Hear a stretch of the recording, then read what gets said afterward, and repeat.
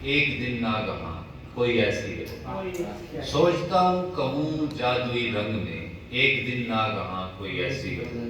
शेर पढ़ते हुए आसमां से उतरने लगे देवियां कोई ऐसी शेर पढ़ते हुए आसमां से उतरने लगे देवियां कोई ऐसी और कोई ऐसी गजल खेत में लड़कियां फूल चुनते हुए कोई ऐसी गजल खेत में लड़कियां फूल चुनते हुए गुनगुनाएं जिसे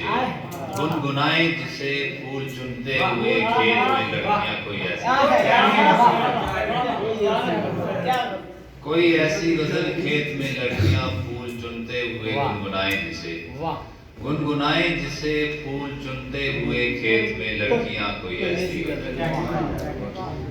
और काश मैं कह सकूं अपने रंगीन ख्वाबों में डूबी हुई लड़कियां जब पढ़ें और पढ़ते समय ख्वाबगाहों में उड़ने लगे तितलियां कोई ऐसी। बहुत शुक्रिया। एक तरफ फूल और घास चरते हिरन पर्वतों पर धनक जैसे पेंटिंग लगे। एक तरफ फूल और घास चरते हिरन पर्वतों पर धनक जैसे पेंटिंग लगे। एक तरफ मुंजमद आबशारों से गिरती हुई मछलियां कोई ऐसी।